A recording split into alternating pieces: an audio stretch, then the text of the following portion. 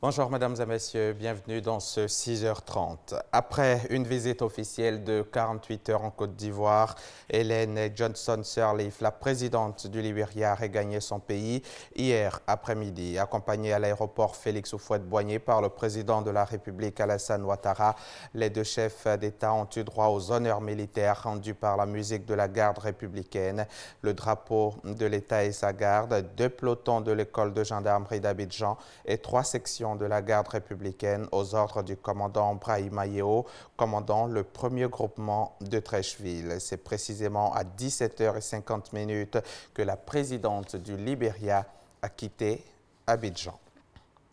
La double médaillée d'argent du dernier championnat du monde d'athlétisme de Londres, Marie-Josée Talou, a été reçue hier vendredi 8 septembre par le chef de l'État, le président Alassane Ouattara. La Côte d'Ivoire reconnaissante lui a rendu un hommage mérité. Marie-Josée Talou a été élevée au rang de commandeur de l'Ordre du mérite sportif ivoirien. Elle a également reçu la somme de 40 millions de francs CFA. On en parle avec Awa Touré. La sprinteuse ivoirienne Marie-Josée Talou, vice-championne du monde des 100 et 200 mètres, célébrée après cette belle performance aux mondiaux d'athlétisme de Londres. La nation ivoirienne, heureuse et fière, l'a élevée au rang de commandeur dans l'ordre du mérite sportif ivoirien. Marie-Josée Talou a également reçu 20 millions de francs CFA pour chaque médaille gagnée, soit 40 millions de francs CFA. Son entraîneur a aussi été distingué au même rang et a pour sa part reçu la somme de 20 millions de francs CFA. Pour le ministre des Sports, François Albert Amicha, le sport, facteur de cohésion, est en train de jouer sa partition dans la construction de la Côte d'Ivoire émergente. Fidèle à son engagement pour le prestige et le renom de notre nation, elle fait ainsi honneur à tous les Ivoiriens, aux Africains et même bien au-delà, car le public du Stade olympique de Londres, qui l'a si bien compris, l'a adopté et a été séduit par son talent. Excellence, Monsieur le Président de la République, si toutes ces victoires ont été acquises en si peu de temps, c'est grâce à vous. Car, Monsieur le Président, vous qui avez compris le bonheur que le sport n'est pas seulement divertissement, et en conséquence, vous avez bien voulu donner au sport la place qui est la sienne dans le développement de la Côte d'Ivoire en mettant les moyens nécessaires à la prise en charge de la préparation et de la participation de nos athlètes aux différentes compétitions internationales. Aujourd'hui, les résultats sont là et visibles tous. C'est avec une vive émotion et une grande joie que Marie-Josée Talou a pris part à cette cérémonie d'hommage. Excellence, Monsieur le Président, c'est avec une humilité toute particulière que je viens vous présenter le fruit de votre labeur. Oui, fruit de votre labeur, car aucun de ces résultats n'aurait été possible sans vous.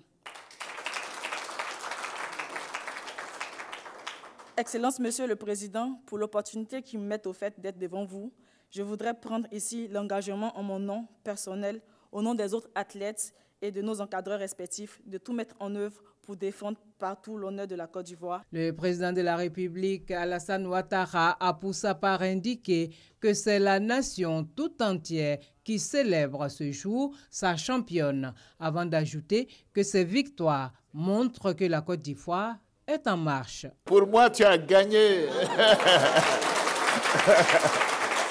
Bien sûr, une médaille d'argent, c'est vraiment quelque chose d'exceptionnel, surtout dans une compétition aussi importante. Mais nous savons que tu as gagné. Bravo à toi. Bravo, bravo, bravo. Et répéter cela avec les 200 mètres, mais c'est extraordinaire. Ma fille, bravo à toi. On est très, très, très fiers. Vous nous avez donné beaucoup de bonheur, beaucoup, beaucoup de fierté. Surtout en cette période de la fête de l'indépendance, quand c'est arrivé. C'est la nation tout entière qui vous célèbre aujourd'hui. Et vous avez donné beaucoup de bonheur à nos concitoyens, à toutes les populations vivant en Côte d'Ivoire. Ce sont des moments importants pour notre nation. Le ministre a rappelé tout à l'heure toutes les médailles que nous avons eues au cours de ces dernières années. Et je dis tout simplement que ça veut dire que Côte d'Ivoire is back. Que la... et que donc le pays est en marche. Le pays est en marche et il faut s'en féliciter. Et vous avez une grande part de contribution à cela, Monsieur le ministre, vous et le gouvernement. Mais nos athlètes ont fait preuve de détermination. Et à chaque événement, on voit comment ils sont concentrés. Et Marie-Josée en particulier l'a démontré. Et c'était un grand moment pour nous. Et je voudrais vous dire à nouveau bravo, bravo pour ces 2 médailles en argent. Je voudrais saluer Anthony Kofi. Vraiment, nous sommes très fiers que vous soyez donc parvenu à ces résultats avec notre fille et tout l'encadrement technique et administratif. Le gouvernement continuera de faire sa part, je voudrais vous le dire. Et j'ai demandé au Premier ministre et au ministre des Sports de voir dans quelle mesure on peut mettre en place un budget spécial pour Marie-Josée et pour son entraîneur. Voilà. Et qu'il soit totalement indépendant de ce que nous venons de faire aujourd'hui comme prix, parce que nous savons qu'elle ira encore plus loin. Elle ira plus loin, elle doit être soutenue. Le président de la République, Alassane Ouattara, a par ailleurs invité la jeunesse ivoirienne à s'inspirer des athlètes qui sont des modèles d'abnégation et de détermination. Reportage signé Awa Touré. La 7e édition du Forum sur la Révolution verte en Afrique a refermé ses portes hier. Le millier de participants est reparti avec la certitude d'un travail bien fait. Parmi les décisions arrêtées figure en bonne place l'observation par les chefs d'État de la décision de Maputo qui exige que 10% des budgets nationaux soient consacrés à l'agriculture. Noël Niagno. Le Forum sur la Révolution verte Agra, édition d'Abidjan, c'est fini. Tous les champs ont été labourés, fertilisation des sols, investissement dans le secteur agricole, réflexion sur la gestion de l'eau, le financement du secteur agricole. En un mot commençant, tout y est passé. Tous les accélérateurs ont été examinés. Le millier de participants venus des 4 coins du continent et d'ailleurs, conscients de l'avantage comparatif qu'est l'agriculture pour l'Afrique, à piocher, bêcher, passer la main où elle passe et repasse, comme l'enseigne le laboureur de La Fontaine, pour une finalité, agir parce que les enjeux l'exigent. Et le président Ouattara a pris l'engagement d'amener ses pairs d'Afrique à respecter la décision de Maputo, c'est-à-dire consacrer 10% des budgets nationaux à l'investissement dans le secteur agricole.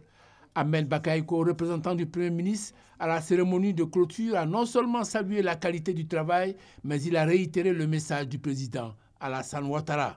Le président Ouattara a renforcé la contribution significative au financement du secteur, a réaffirmé son engagement, pris conformément avec ses prêts à Maputo en 2003 et à Malabo en 2014.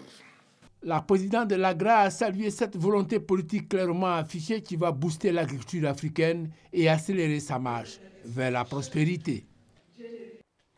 C'était un reportage de Noël Niagno. Dans la production risicole, la maîtrise de l'eau est déterminante. Seulement, en Côte d'Ivoire, la riziculture est dominée par le riz pluvial à 70%. Cette dépendance à la pluviométrie est un handicap pour la productivité et la rentabilité de la filière. Pour ce faire, le gouvernement a construit une infrastructure innovante en matière de gestion d'eau, un barrage à ballon gonflable. Et c'est la localité de Mbayakro, la plus grande zone de production risicole, que cet ouvrage a été réalisé. Et depuis, les riziculteurs de cette localité ont triplé leur production. Cheikh Koné, Noël Niagno. Au cœur de Mbayakro, dans une plaine risicole de 400 hectares, le gouvernement ivoirien a initié un projet d'aménagement hydro-agricole autour du fleuve Nzi, un affluent qui alimente les grands casiers de riziculture dans la région. Cet ouvrage de régulation est appelé barrage à ballon gonflable. Troisième du genre en Afrique, après celui de l'Afrique du Sud et de l'Égypte, ce barrage a une fonction hydraulique essentielle. Ce barrage est un barrage gonflable, un barrage en caoutchouc. Bon, en anglais, on dit rubber dam, parce que c'est un caoutchouc qu'on a installé sur du béton. Mais ce béton-là a été coulé depuis le fond de la rivière. Au cours de la saison sèche, les ballons sont gonflés pour avoir suffisamment de l'eau en amont pour assurer l'irrigation des cultures.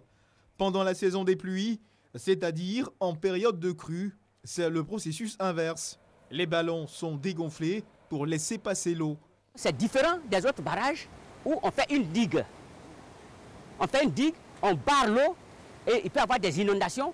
Ici, si on avait fait cet investissement comme ça, l'eau allait inonder les villages jusqu'à Fetekro, c'est-à-dire vers Boaké, à 80 km d'ici.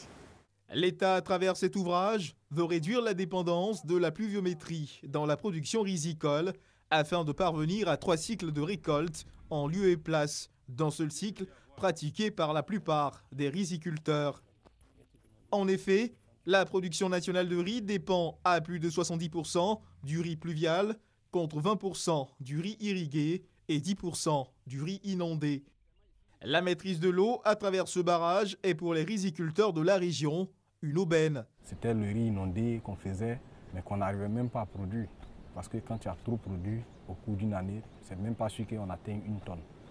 Mais aujourd'hui, le barrage nous permet de cultiver de façon intensive le riz. Donc avec une petite surface, vous produisez beaucoup. Par contre, avant on faisait grand, mais on produisait moins.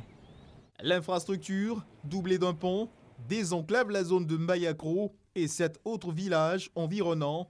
Elle a coûté au total 14 milliards de francs CFA, soit 6 milliards de francs CFA de la Banque Ouest africaine de développement, la BOAD, 5,5 milliards de francs CFA du Fonds koweïtien et 2,5 milliards de francs CFA de l'État de Côte d'Ivoire. Dans d'autres régions de la Côte d'Ivoire, on peut faire ce genre d'investissement. On va nous dire simplement que avec l'électricité, ça va être cher. Mais ça, c'était la première expérience.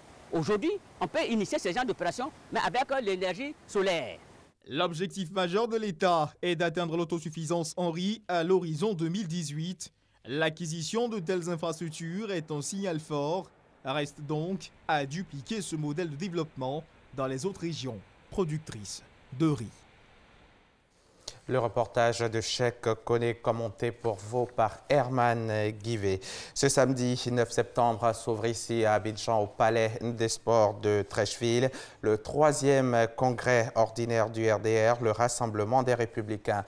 Un congrès où l'on attend de voir si le président Alassane Ouattara réintégrera le poste de président du parti. Un mot de religion dans ce journal. Le premier groupe des pèlerins est arrivé hier après-midi.